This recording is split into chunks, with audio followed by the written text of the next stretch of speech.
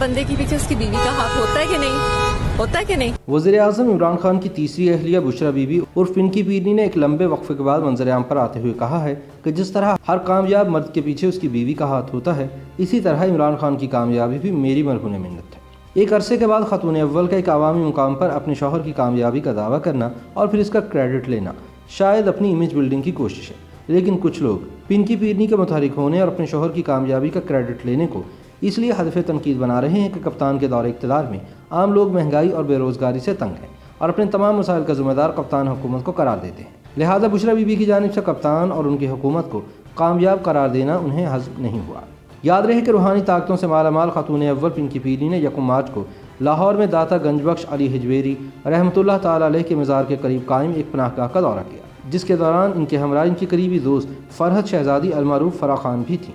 اس دوران ایک صحافی کے سوال پر کہ کہا جاتا ہے عمران خان کی ہر کامیابی کے پیچھے آپ کا ہاتھ ہے، بشرا بی بی نے کہا کہ ہر کامیاب آدمی کے پیچھے اس کی بیوی کا ہاتھ ہی ہوتا ہے، لہٰذا کپتان کی کامیابی میں بلا شبہ ان کا ہاتھ ہے۔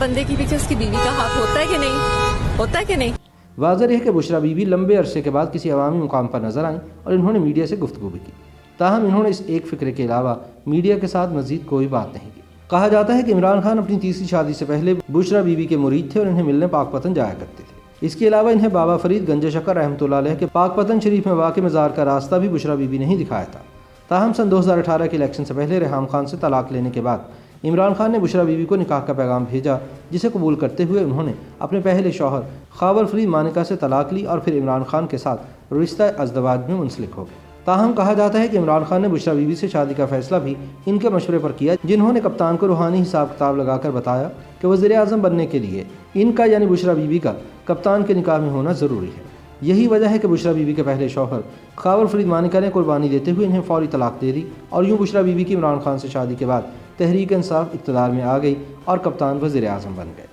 تاہم پاکستانی فوج اسٹیبلشمنٹ سمجھتی ہے کہ عمران خان کو وزیر اعظم بنانے کا سارا کریڈٹ صرف اسی کو جاتا ہے اور روحانیات یا بشرا بی بی کا اس عظیم سانحے سے کوئی تعلق نہیں۔ یہ بھی کہا جاتا ہے کہ عمران خان اور اسٹیبلشمنٹ کے مابین بڑھتی ہوئی دوریوں کی ایک بڑی وجہ بشرا بی بی بھی ہے، کیونکہ عمران خان اب اسٹیبلشمنٹ سے زیادہ پنکی پیرنی کے مشوروں پر عمل کرتے ہیں۔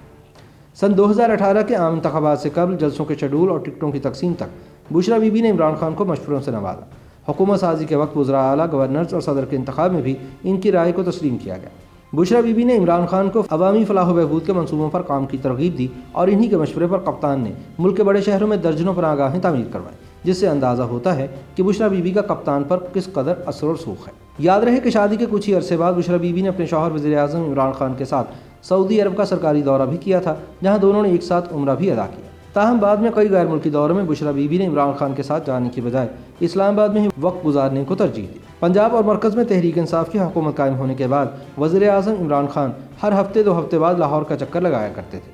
اس دوران بشرا بی بی بھی ان کے ساتھ ہوتی۔ تب بشرا بی بی کا معمول رہا کہ وہ سرکاری پناہ گاہوں کے تعمیراتی کام کا جائزہ لینے کے ساتھ ساتھ یتیم خانوں، دارالامان اور سرکاری و فلاحی اسپتالوں کے دورے بھی کرتے،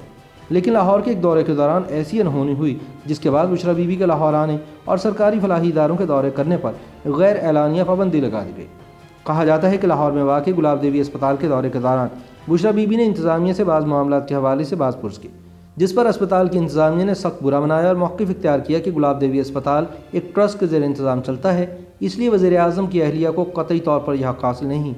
کہ وہ اسپتال انتظامیہ سے سوال جواب کریں۔ کہا جاتا ہے کہ بعد ازاں اسپتال کی انتظامیہ نے وزیر اعظم شکایات سیل کو اس حوالے سے خط بھی لکھا، جس پر وزیر اعظم سخت شرمندہ ہوئے اور بشرا بی بی کو آئندہ لاہور میں کسی بھی فلاحی مرکز یا دیگر جگہوں کے دورے کرنے سے روک دیا گیا۔ اس واقعے کے بعد اکثر اوقات کپتان اکیلے ہی لاہور آتے رہے، اگر کبھی بشرا بی بی ان کے ساتھ لاہور آئی بھی تو وہ صرف زمان پارک والے گھر تک ہی محدود رہی اور انہوں نے کسی سرکاری اسپتال یا فلاحی ادارے کا دورہ نہیں کیا۔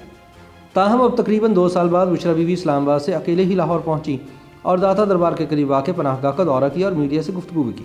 اپنے دورے کے حوالے سے ان کا کہنا تھا کہ وہ یہاں عوامی مسائل کا سن کر آئی تھی، لیکن صورتحال بہتر ہے۔ بشرا بی بی نے پناہ گاہ میں سہولتوں کا جائزہ لینے کے دوران وہاں مقیم افراد سے کھانے کے معیار اور رہائشی سہولتوں کے بارے میں بھی دریافت کیا۔ بشرا بی بی نے کھانا چکھ کر اس کا معیار بھی چیک کیا۔ خاتون اول نے پناہ گاہ میں مقیم افراد سے ان کے مسائل بھی پوچھے اور انہیں حل کرنے کی یقین دہانی بھی کروائی۔ انہوں نے انتظامیہ کو پناہ گاہ میں سہولتوں کو مزید بہتر بنانے کی ہدایت بھی جاری کی۔ اس موقع پر بشرا بی بی نے کہا کہ پناہ گاہوں کی عمارتوں کی ضروری مرمت کے لیے فنڈز ترجیحی بنیادوں پر مہیا کیے جائیں گے۔ बुशरा इमरान ने कहा कि हमारी हुकूमत ने खुले आसमान तले सोने वाले अफराद को छत दी है।